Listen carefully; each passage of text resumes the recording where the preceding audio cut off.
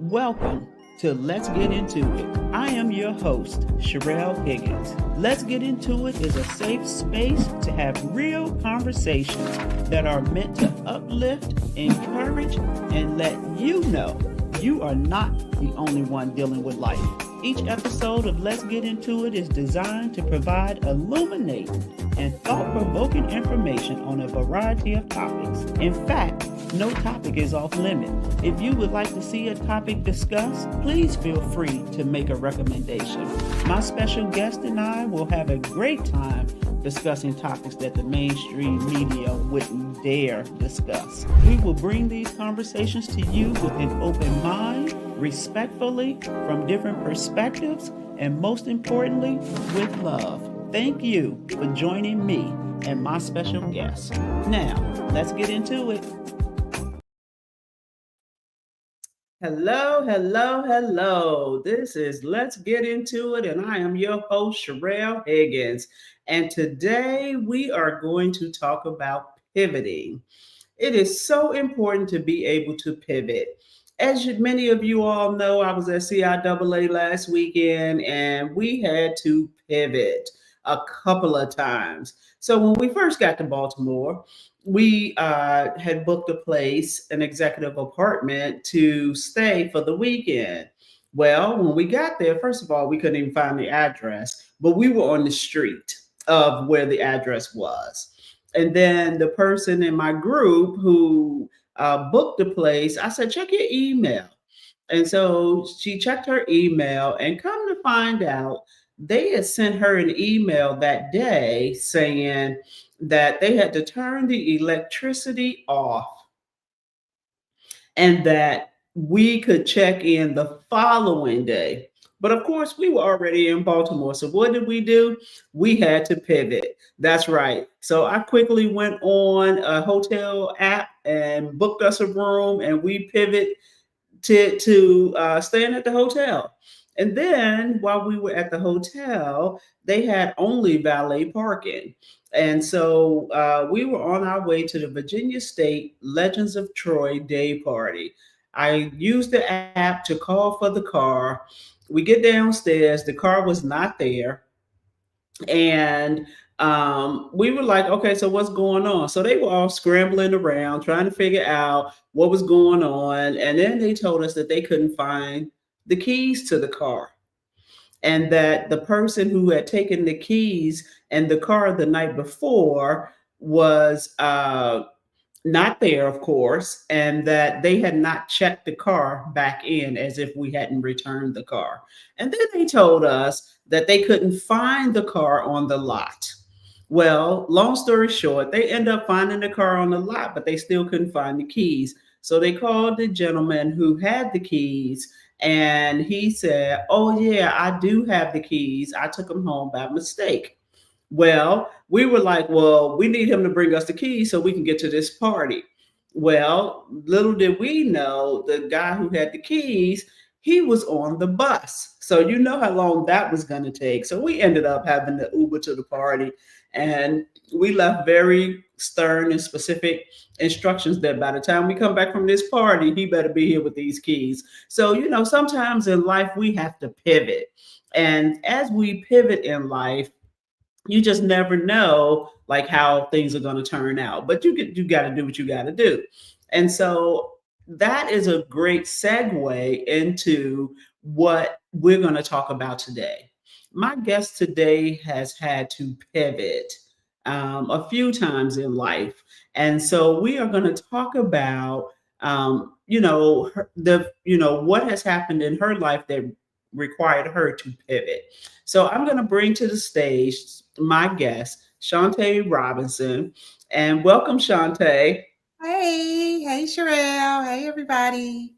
Thank you Thank for you for having me. Yes, and thank you for joining me to talk about this. So, Shantae, let's start with telling people where did you grow up? I grew up in Los Angeles. Okay, LA, hey, jewelry capital of the world. I love it. Right. Partially Memphis, Tennessee. I was born in Memphis, Tennessee, and Okay. I was raised in Los Angeles. Okay, and when did you move to Los Angeles? Well, I moved there twice. The first Okay. time, I believe I was about 8 or 9 years old. We moved Okay. there. Then we moved. We was there for a year, and then we moved back to Memphis. And then when I was 13 years old, we moved back to LA. Okay. And so, how would you describe your preteen childhood? My preteen childhood was very interesting. I had my daughter at 13 years old.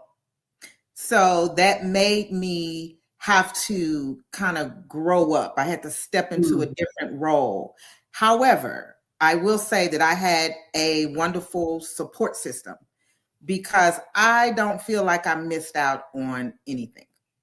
Oh, that's As a great. teenager. Yes, I had a great support system. So there was some challenges there with anything, but for the most part, I would say I had a pretty normal, not normal, because I had a baby, childhood, but I had a good support system.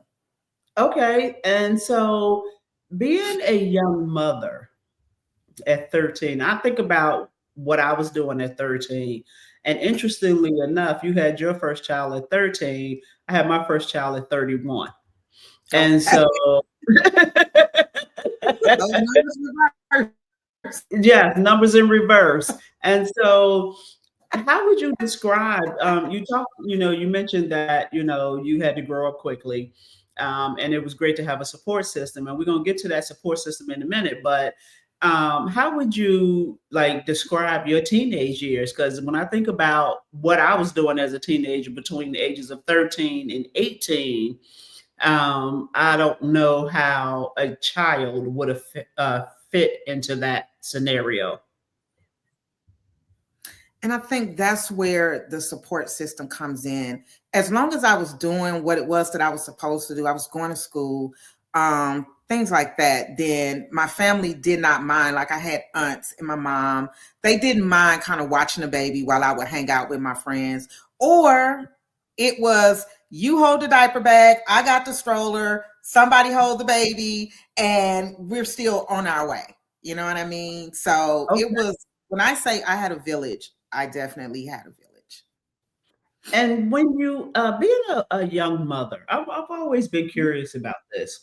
Being a young mother, did you feel ostracized in any type of way from your peers or from your teachers or from your peers' families? Oh, wow. I would say, to be honest, I did feel ostracized. And I'll share this particular incident. And I love my grandmother to pieces, God rest her soul. But it was hurtful because you're already a teenager and you Mhm, don't really, you're dealing with hormones, you're dealing with all sorts of things. So you kind of already don't understand what's really happening, and mhm, you're having a baby, and then people are talking or treating you different, or you know what I mean? So that can make you be like, well, why are you treat like I didn't know? Kind of like, I'm a kid too. I didn't know. You know what I'm saying? And mhm, here I am. So yeah, I felt ostracized. I can't say necessarily from my friends. My friends that I met, they embraced me, they love me, they love my daughter. But I would say it was more the adults that was mm, around or that came around that treated me a certain type of way. And they would say really mean, nasty things. mm, Um, as if I wasn't human and didn't have feelings. You know what I mean? So it mhm, wasn't that, although people, were there to assist, but it wasn't that embrace to say, to find out how I was feeling. mm. And so when I was a teenager, one of our friends had a baby. I think she was 13, 14 years old as well. Mhm. And we embraced it all. Like, I think we met her shortly after she had the baby already. And I just remember, growing up, I lived in a house full of sisters. And my mother's mantra was, don't bring no babies up in here. I don't care what you do. Don't bring no babies up in here. I'm not raising yours. I don't ask you to raise mine. So she had a whole thing against teenage pregnancy. And so when I think about you being a teenage mother, I think about all of the things that most people would think about, right? Um, so when you were sexually active at that young age, Mhm. um, was it a situation where you was just sexually active, or was it a situation where you experienced some trauma, or was it, what was it? It was a situation where I had no idea what I was doing. It wasn't trauma. It was there are hormones going on and I don't understand it. And Mm, nobody's not teaching me and talking to me mm, about these hormones for me to understand what's going on. And so there's the little boy down the street. His hormones are raging too. And so neither one of us know what we're doing. We just know we have these feelings. And so now we're doing something that we should not be doing. And we really didn't know what we were doing. Hence the reason how I ended up pregnant. mm-hmm. And so with the little boy down the street, because when I was 13, I dated the little boy down the street too. How was his reaction to you telling him you were pregnant? It was so crazy because when I say we really and truly were kids, when I said, hey, something's moving in my stomach, we Mm, would just sit and he would just have his hand on my belly, just feeling my baby move. And then I was such a kid. I really was a kid. And then he may go play football, and then I may go and start jumping rope. I mm-hmm, mean, we was just children and really did not understand what was really happening. But we knew that there was something growing inside of me. We mm. knew that there was a baby on the way, and his mom didn't know. My mom didn't know. We kept it between us. Oh, wow. We kept it between us. My mom found out that I was pregnant when I was 7 months. Oh, okay. When I was 7 months, I was not showing. That's what I'm saying. I would go outside and just jump rope. I was not showing. His mom didn't know. It was just between us. And then as soon as my mom found out and she felt my belly and my baby just started jumping. When my mom put her Mm, hands on my belly, my baby just started jumping. And my mom was like, wow. And you got to think about it. I didn't have any prenatal care. right, right. All that time, I did not have any prenatal care. But once she found out, then of course she started taking me for that. And when she found out, I was actually 7 months pregnant. How did she find out? My sister, my, I'm a snitch too. my sister said, "Mom,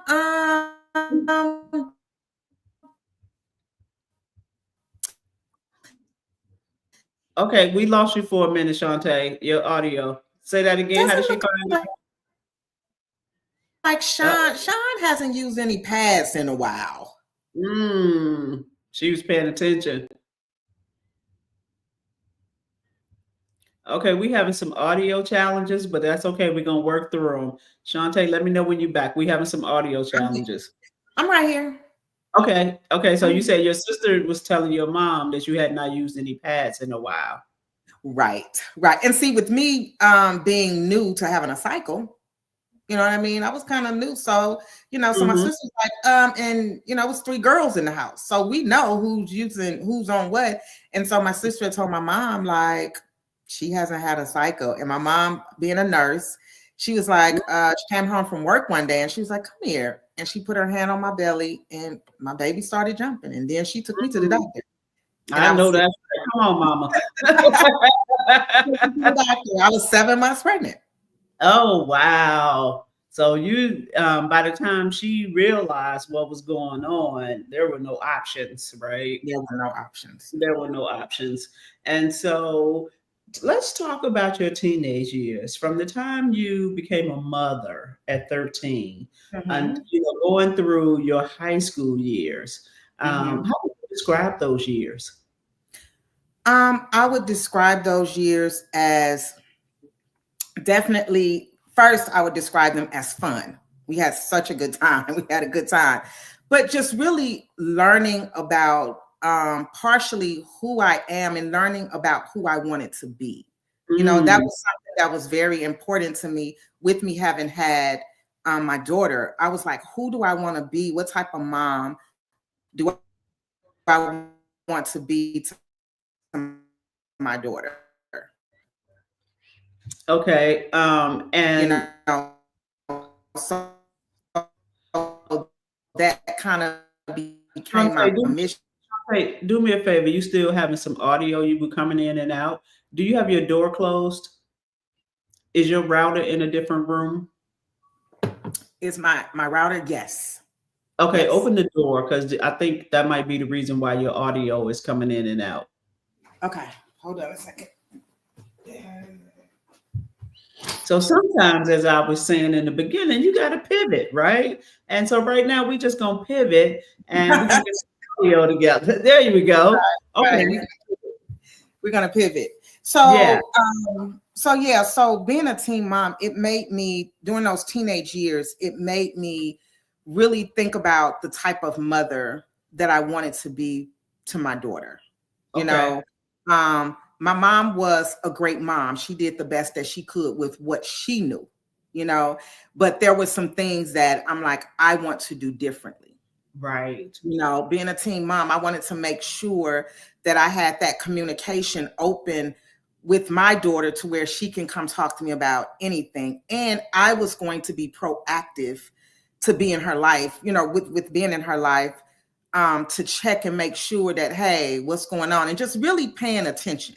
You know what I mean? Paying attention. And I think that's kind of what happened with me. Nobody was paying attention, but it's okay because my mom, you know, she had divorced my father and she was working 2 jobs and going to school. She was trying to do the best she can to provide the best life for her children.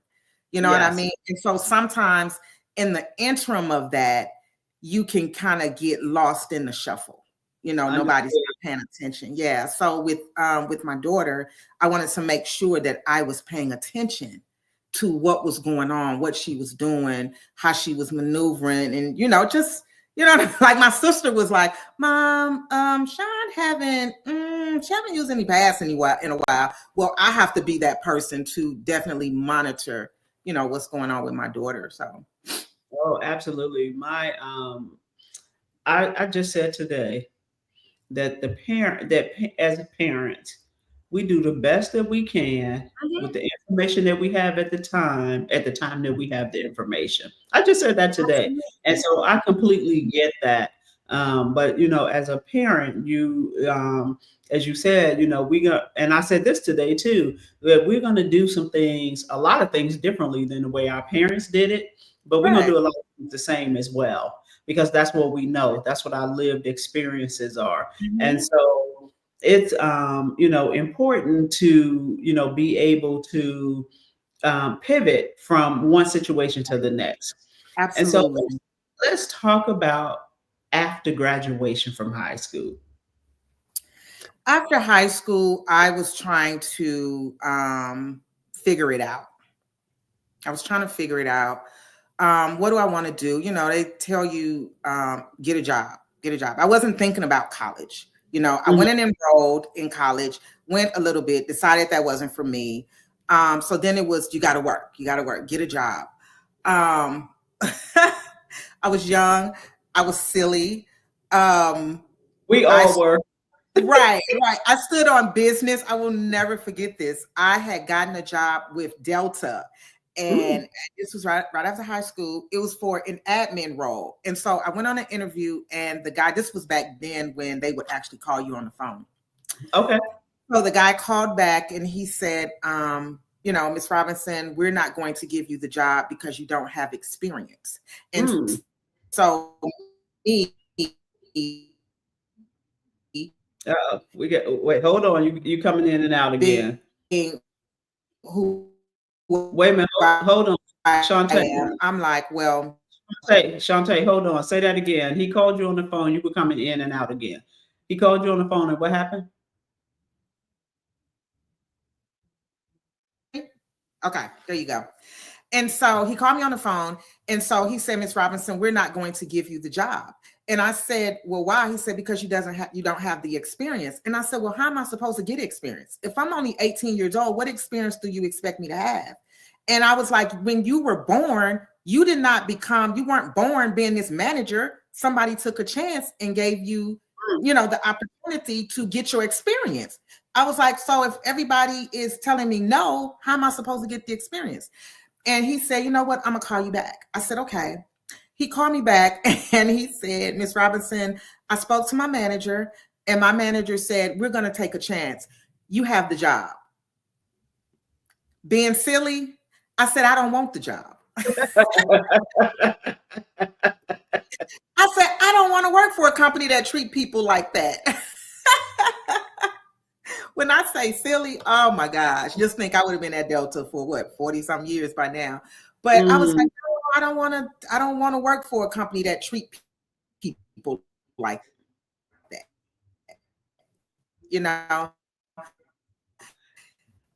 And so what did you do from there? Wait a minute. Hold on, Shantae. Hold on. Your audio. Hold on. Your audio is not. Shantae. Shantae. Should I move to a different room? Yes. Should I move to a different room? Yeah, because your audio is coming in and out again. And as you are pivoting to a different room, because sometimes we got to pivot, see that my friend is tuned in. So she said ditto. She had a child at an early age, and she's the one I mentioned earlier. And sometimes we got to pivot and we got to make it work. And so that's what we're going to do. And I have Mr. Rayshon Mack on here talking about he going to tell my husband something. I don't know what he going to tell him, but whatever. It is what it is. Oh, probably that I was dating the little boy down the street. Right. But that doesn't even matter since, I've been with my husband for 41 years. I've been dating him 41 years. Oh, wow. So, nice. Okay. So what did you decide to do instead of working for Delta?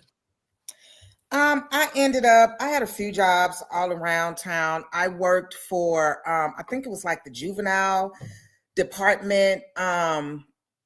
Those kids were too wild for me. I was like, oh no, I don't want to, y'all just have to do home visits or something. I was like, no, that's too much. So I ended up getting a job with ADT Security. And that is when I would say I began to really grow up. I got a job with ADT Security and they moved me from Los Angeles to Atlanta. I was 24 years old. And I always say Atlanta is where I really became a woman. That's where I grew up. Yeah, I lived there for 21 years. So I packed up, moved there. My daughter came about 3 or 4 months later when it was, getting ready to, school was out. So she stayed the summer with my mom. And then when school got ready to start, then she came down with me. Okay. And she was roughly about 11 years old by then. Yes. Okay. Delphine said, make it work. She has certainly walked in similar shoes and made it work, right? And so you move to Atlanta, your daughter comes, she, right before school starts, and you were working at ADT. How long did you stay with ADT? Are you still with them? Did you pivot at some point to another company? All I did was pivot. All I've been doing is pivoting. ADT shut down. ADT moved a lot of people from all over the United States to their Atlanta location. Okay. They closed down a year later. Oh, wow. They closed down a year later. The good thing, they did treat us good because they were willing to pay for us to move back to wherever we came from. Okay. I did not want to go back to Atlanta. I did not want to go back to LA, so I stayed in Atlanta. And I got another job with a company called Enron. No, Intercom. It was called Intercom. They pulled in Enron. I don't know if you remember. Yes, absolutely. What Enron did. So Intercom pulled in Enron. I worked there for a year.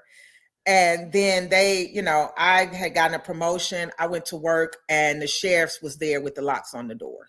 Oh, wow. Nobody's not getting in. Yeah. They held our money. They took our paycheck. They held up our 401k was held up. I mean, like they did a doozy on us. Mm. So And so going through that experience, what did you learn?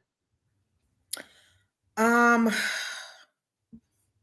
to kind of have a backup plan, to never put all your eggs in one basket. Mhm. And it really pushed me to a point of survival and resilience. And what I mean by that is the good thing is that that's when bellsouth.net was coming about in Mhm. Atlanta. DSL. Everybody remember DSL and dial up. So that's when that was coming about. And I'll never forget. So it was a lot of us that worked at Intercom. We all stayed in touch and we was all sharing information like, okay, this job is hiring, that job is hiring. We're all trying to get on somewhere, right? So a friend of mine called and she said, I have an interview with bellsouth.net. Will you take me? And I Mm. said, well, they didn't call me. And I said, give me the information. And so she gave me the information of the lady who had called her. And so I was calling the lady, leaving messages. She never would call me back. But I told my friend, I'll take you to the interview. I took her to the interview. And when I took her to the interview, I was dressed. And I said, I'm here for an interview as well. Mm. And so they interviewed me.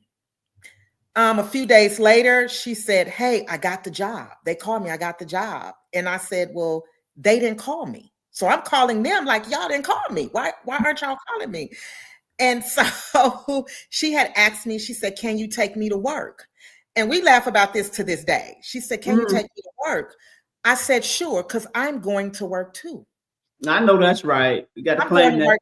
Right. So, and this is where that I would call it blind faith comes in. I have my daughter. I have to feed my daughter. I have to pay rent. You know what I mean? I don't live near mom. So I don't have that Mhm. fallback of family. You know what I mean? Mhm. My cousin was there, but she was in college. She was living on campus. So I don't have that fallback. I have to make it happen.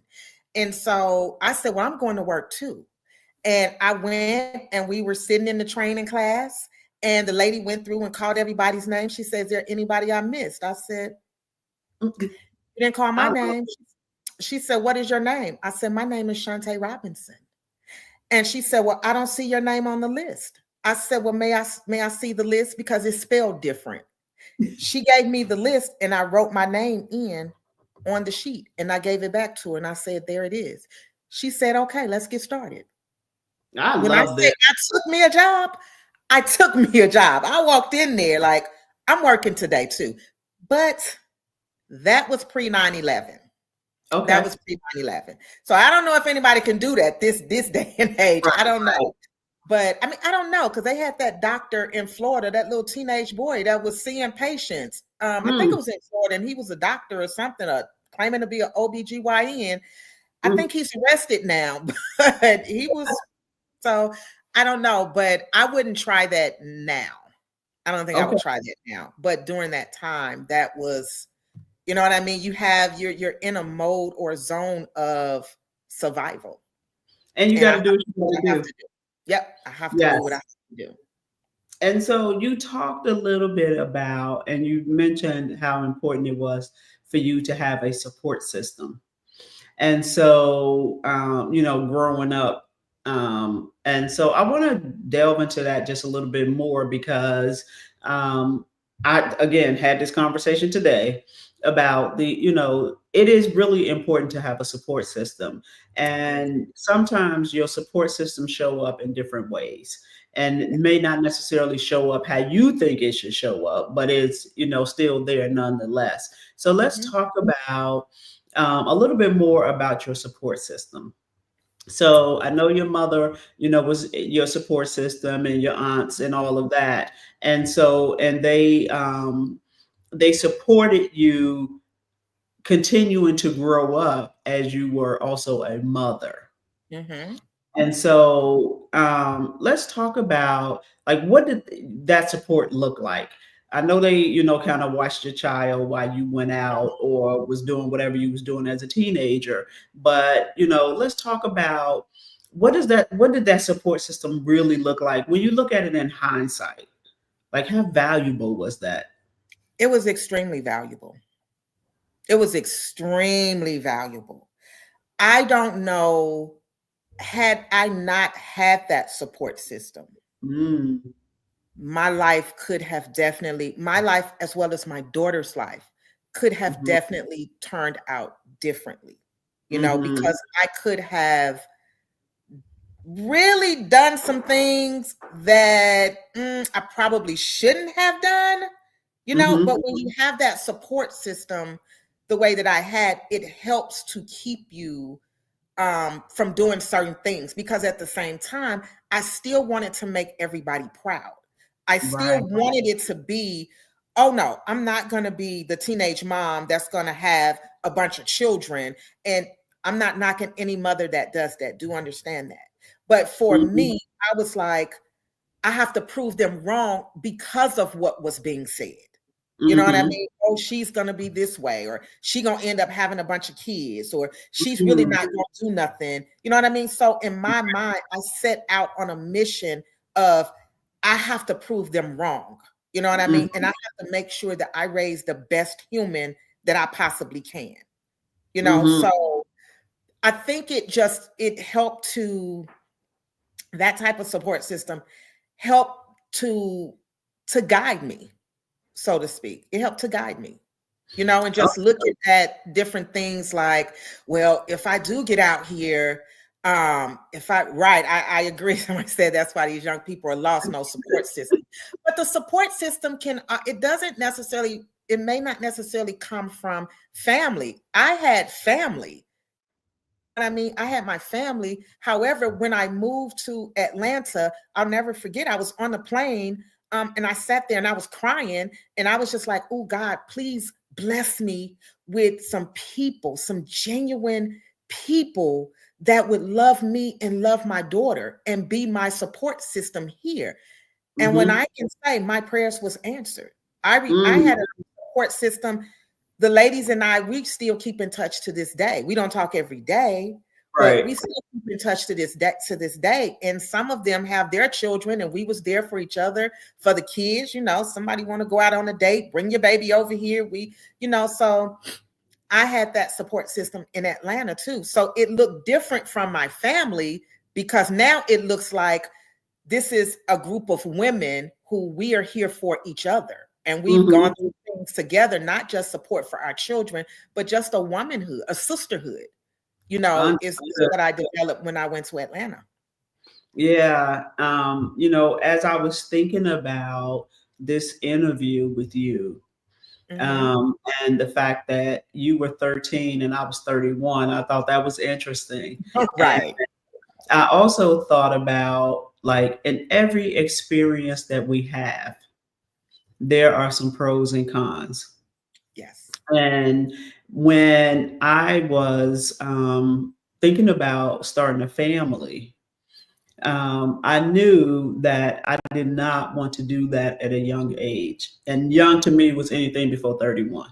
Hmm. Um, and so, but in hindsight, when I think about the pros and cons of waiting until I was 31 to have my first child and having my second child at 36, Hmm. um, I really was like, ugh, that might not have been a good idea.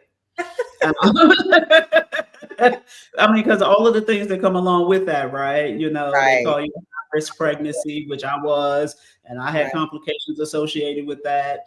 And then, as my daughter, who's the oldest, as she grew up and graduated from high school, I was looking at this 13-year-old who's still at the house. And I was like, when is your turn? When are you leaving?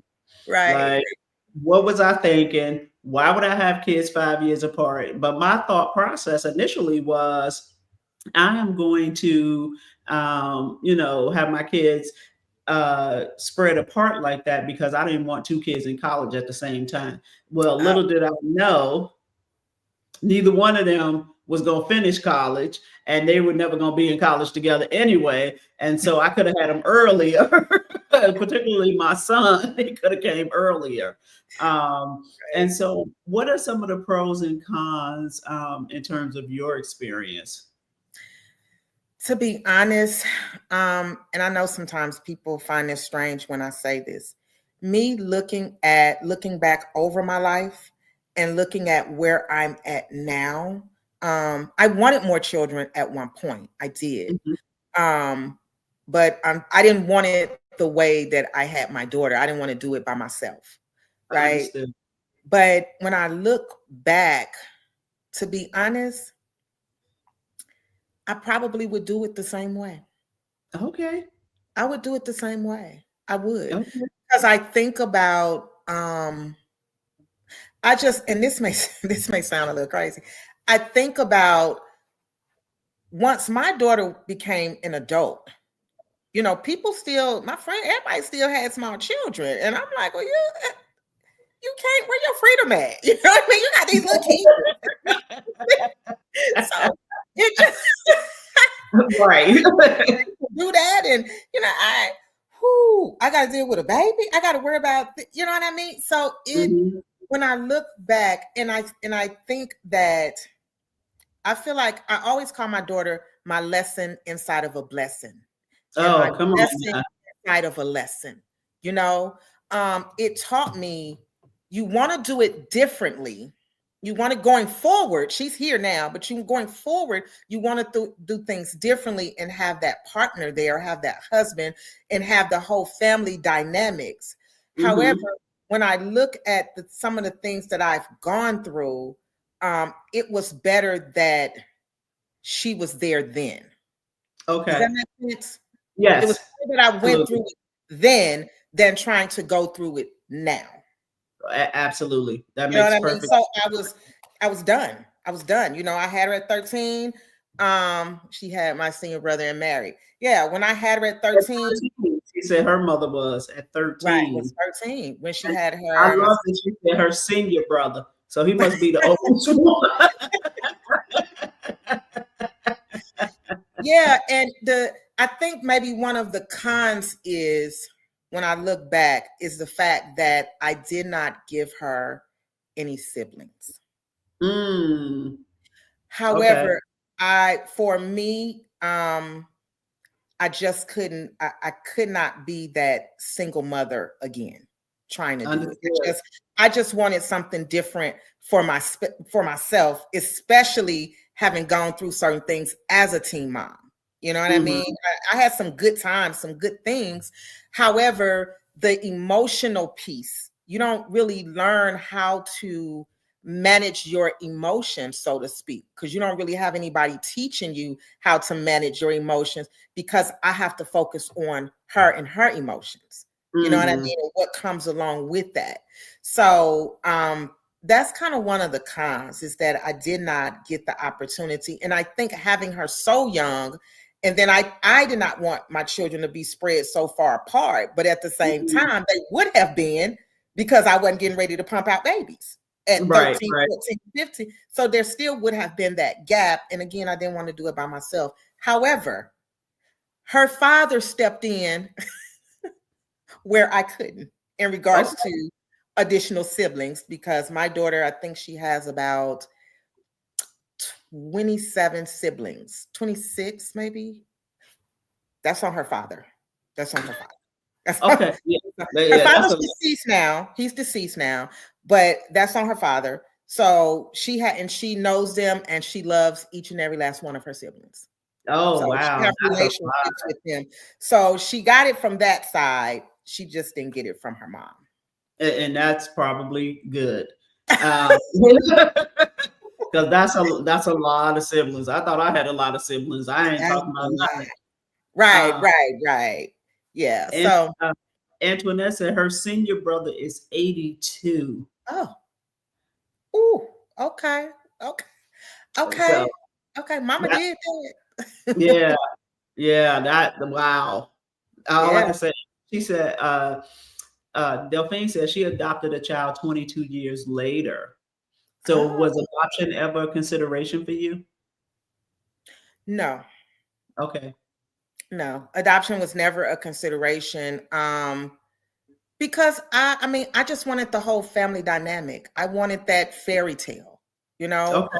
I wanted the husband. I wanted, and unfortunately, that did not happen. And so that was kind of, I'm just not getting ready to just have babies. I So understand. yeah, When I was in my childbearing years, um, I love it. I I love it. I always knew I was not my goal, or not even my goal, but my plan was to not ever be a single mother, because I saw that. I saw the struggle with that. And I understood, it takes that much more of who you are and what you have to do. And so, and yes, as women, we will rise to the occasion. And some Absolutely. men too, right? Because there's some single dads out here, will rise to the occasion and do what you have to do. But I just knew that I did not want that to be my story.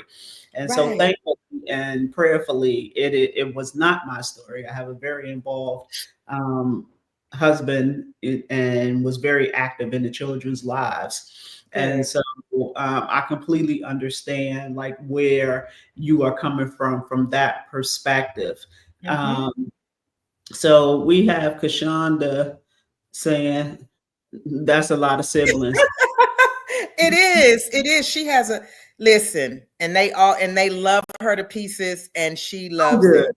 And Yes. that's a wonderful thing, because when you start blending kids from different mothers or different fathers, sometimes it can be challenging, right?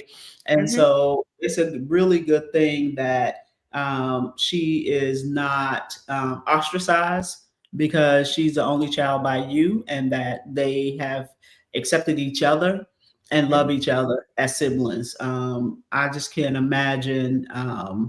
Not being involved with my siblings, right? Right. On every level. And so that is definitely a blessing for her. Absolutely. Absolutely. I've always encouraged. I mean, because they live in Memphis, Tennessee, and we lived in. She started out growing up in LA. She was born in LA, and then she was pretty much raised in Atlanta. So she did not grow up around them, but I've always, one thing about it, I never spoke bad about my daughter's father. He was not active in her life. He wasn't.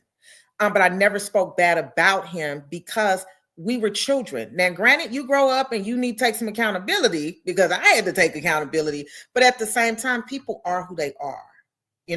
So I always told her, when you're ready, have a relationship with him, because I used to take her to see him, but she was like, Mom, quit taking me to go see this dude, not interested. And I Hmm. said, okay, well, just have a heart of forgiveness. It's okay to forgive and love. Once she did that, she was about 20, maybe. And she established a relationship with her father. And then all you ever heard was my dad, my dad, my dad. And I was like, girl, listen, I was the one. But now I'm getting a little jealous now. I was the one, you know. But she established that relationship with him, and she had a good relationship with him before he passed away.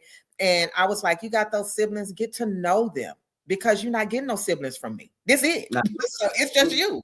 So get to know them. And she did. And they love her because she's the big sis. She's the first one.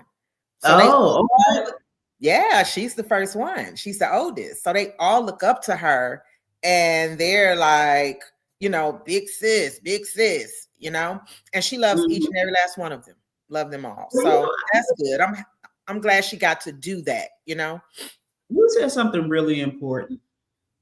And I want to just highlight it, because Okay. I think, people have different challenges for different reasons. But my mother took the same position in terms of my father, and always said, I would never say anything bad about your father, because as you grow up, you can make your own decisions about your father. Now, my father was always in my life. My parents were divorced and my father remarried, but he was always in my life. And Hmm. so, whatever the adult stuff was that was going on had absolutely nothing to do with, and nor were the kids drug into it. Right. Um, and so, that is something that I certainly appreciate now, as I've been an adult and kind of have my own family, like I could really appreciate that. And so it's, I think, as women particularly, it's important for us to separate what the adults are going through from what the child experiences. Right. And when we, muddy the waters and combine it all, it just makes it that much more challenging for the child. And the child Absolutely. starts to take on the adult issues when they don't have anything to do with it. And they don't even know what they're taking on really until they get Right. much older. And Right. so Right. I thought it was important to highlight that because Mhm. we have to do better when it comes to no longer being intimately involved with the other parent, right? Right. And we Mhm. have to make sure that we don't isolate the kids from the other parent. Right. And you doing that and my mother doing that, I think is the best of both worlds. And my mother did it. My parents Okay. divorced, but my mom did not speak bad. She could have, but she did not speak bad about my father at all. She Mhm. didn't do that. And actually, my daughter's father actually, before he passed away, he actually thanked me. He said, "Thank Mm. you for never," he said, "My daughter said you never spoke bad about me to her." I said, "Was no need to, because you was Mhm. making your own impression to her. Mhm. And when she was ready to have that relationship, then she was going to do that, and but he thanked me. He said, "Thank you for never speaking bad about me to her." And I was like, we were kids. We all did, we didn't know what we was doing. We was children. And Right. my mom moved away because remember, I Mhm. got pregnant in Memphis. And my Right. mom packed up because she wanted to be close to her family, with me and my siblings. We moved to California. So, and as a kid, I mean, I guess his mom could have said, "We're going to catch a plane and go there." And, but it didn't happen. It didn't happen that Right. way. And it's okay. And It's the okay. resources were different, right? Right. Um, it's just a lot of different reasons. The resources were different. We weren't as traveled as we are now, right? um, I can't say and that. I can't say that because my mom, she's always had us on the plane. I was in the plane in the womb. She's always had us traveling back and forth, always. okay, all That right, was her thing. Yeah. and that's unique, right? I mean, it's a Yeah, blessing. it is. I remember growing up. I think the only place I ever went was to California, and that was Mm, because my dad's parents lived there. yeah. And I went there one summer and had a ball and stayed longer than I was supposed to. But it was all good. So it was just a different time than what it is right now. So throughout your career, you Ooh. talked about um, you working for Intercom and different places you've worked. How did you know that it was time to pivot? I know in some of your earlier jobs you had to pivot because you were forced to pivot. Right, right, right. But later, how did you know it was time to pivot? I hated going to work. Sorry, something's not right. I hated, Okay. I hated, Try setting up I hated going to You can work. also try unplugging Um, your device and I'm playing sorry, with my it. little Google over here talking. I hated going to work. I used to get headaches, and I don't get headaches, but it was a dreadful thing. I had moved up into management. I was in Mhm. management. Um, I was managing a team, and I was like this. Sometimes you get to a place in life where you're like, my daughter was grown. My daughter had finished high school, and you know what I mean? She moved out and she was doing her thing. She was working for Delta. Yeah, she was working for Delta. She started working for Oh, Delta. look at that full Look circle. at right. She's still at Delta. She wasn't silly like her mom. She wasn't talking about, I don't want to work with nobody who treat people like this. But she's still there. So I was at a place where I went through the empty nest syndrome. I went through Mm, that. And I was like, oh my gosh, like now what? Because I've spent 18, 19 years. Get up, you got to get ready for school. Get up, we going here. Come on, we doing this. Come on, it's your first job. I'll be in mommy. And now my baby girl is living with her best friend.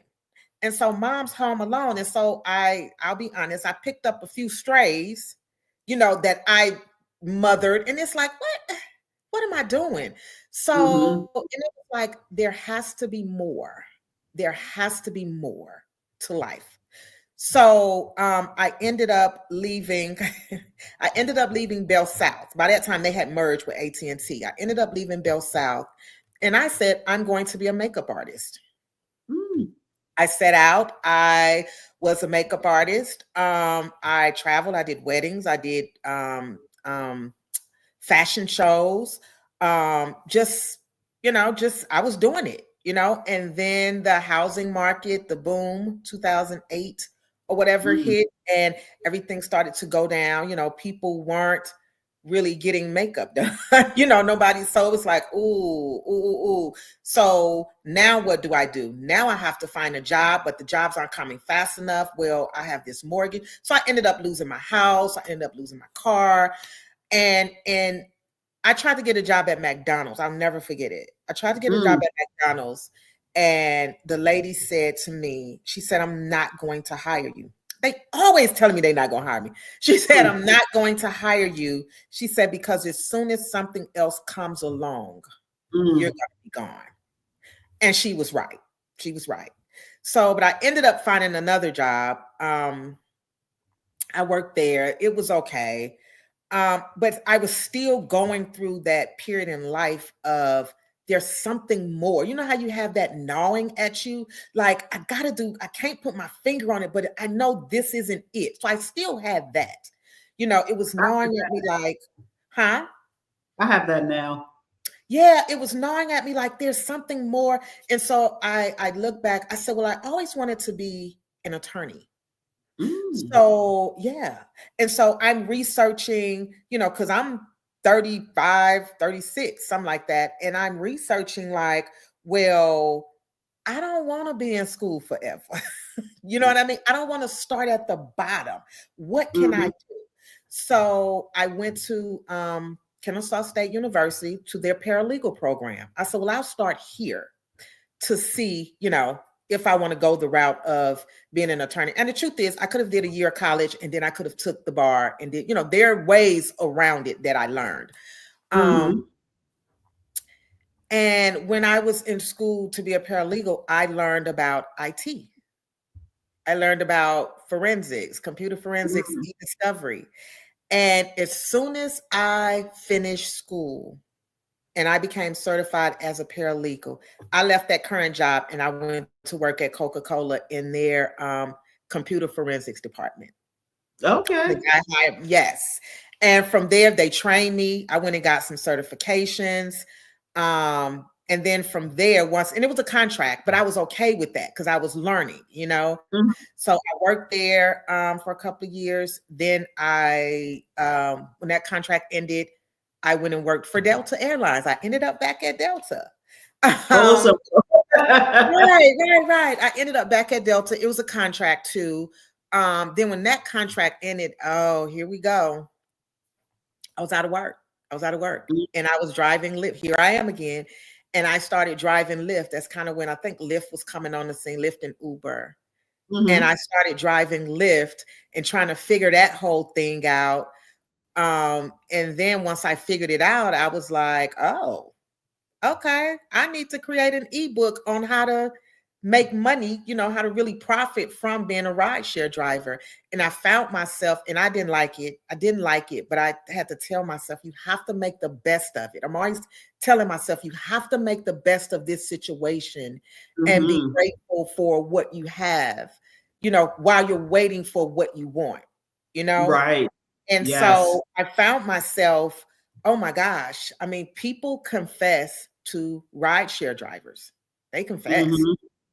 and so I found myself praying for people, just all sorts of things. And then the big contract came through, and it was in IT, forensics, and I moved back to California for a while for work.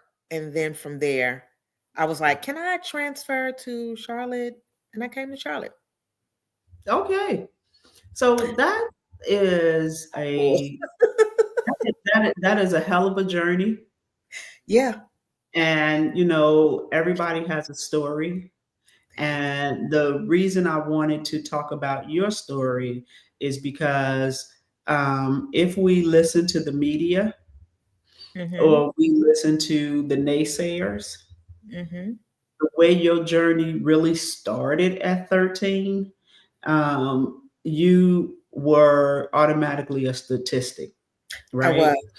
And you were not supposed to be able to develop the skills that you needed to not only be a mother but to be a woman, because Yeah. that comes into play, Yes. also into being an adult, Mm-hmm. and to being a professional. And sometimes our roads are not straight. We have Mm-hmm. to take detours, and those detours, if we are not prepared to pivot during those detours, we can sometimes find ourselves in situations that are not ideal. Absolutely. And I Absolutely. think I think your story will give people the strength, particularly now during this time with what's going on in our country. A lot of people are going to have to pivot, Yes. and it's not necessarily going to be easy, but it's definitely doable.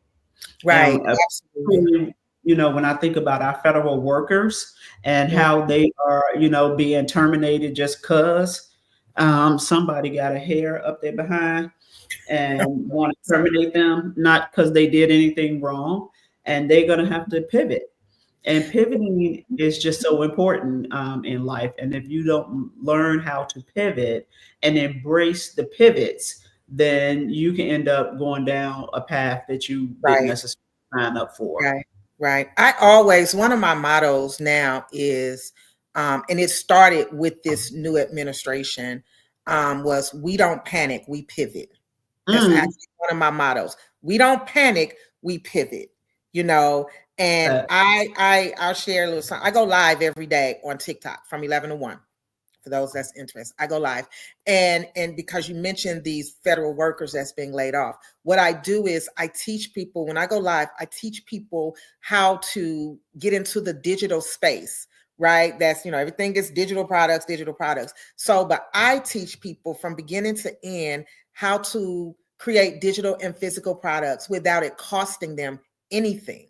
So I mm, tell people, come learn, because if you're being laid off, you don't really want to spend your bill money on a course trying to learn something. It's like, who's teaching this that I can learn and apply it to my life today?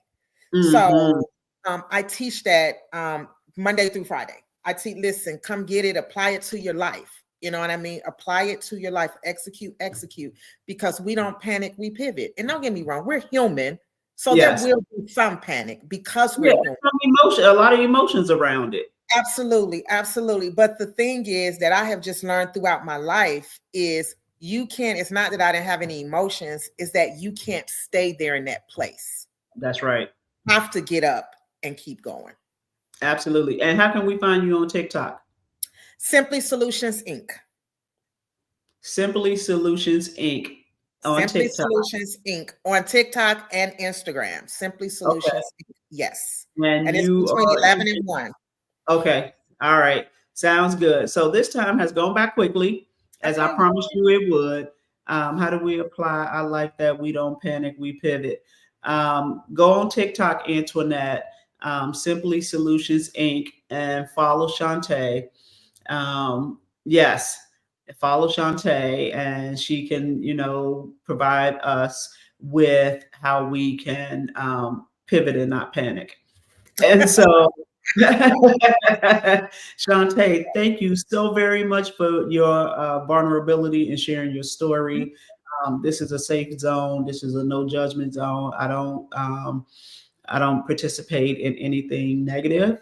And so I am so thankful that you are willing to share your story. And your story is, while it's not unique, it's unique to you and what you did to overcome the obstacles and also overcome. Okay, Kashonda said you won't regret it. She's awesome. I'm gonna follow you. Thank Um, you. and so I want you to sit tight for me. Okay. I'm going to do my what the hell segment, and then we're going to wrap this up. Okay. Sounds good. All right. Thank you. All right. Thank you. So let's talk about what the hell. When we think about the challenges in life, we think about, and we may not use the word pivot in terms of what we do when these challenges are coming towards us, but that's exactly what we're doing. And so I want to continue to encourage you to pivot when things are coming your way that you didn't sign up for, if things are happening to you, not for you. I want you to think about the word pivot. And I want you to use that word more regularly. And when these experiences happen, I want you to say to yourself, not, what the hell why am I going through this? I don't want you to say that. I want you to say, oh, it's time for me to pivot. So what do I need to do to make this pivot happen? I don't want you to panic. I want you to pivot. And I don't want you to ask yourself, what the hell? Because, if it's not happening to you, then that means it's happening to somebody else. And without these pivotal moments, that's a whole word. Without those moments, we don't necessarily know what we're made of. We don't know what our strengths are. We don't know how we can overcome the challenges of life. And I promise you, you are not alone. Life be lifing for each and every one of us. So instead of asking yourself, what the hell, I want you to ask yourself, is this my moment to pivot? Thank you all for joining me on this episode of Let's Get Into It. Again, I am your host, Sherelle Higgins. Please follow me on social media, Facebook, Instagram, TikTok. Also subscribe to my YouTube page, and I will see you all again in 2 weeks. Have a wonderful, wonderful night.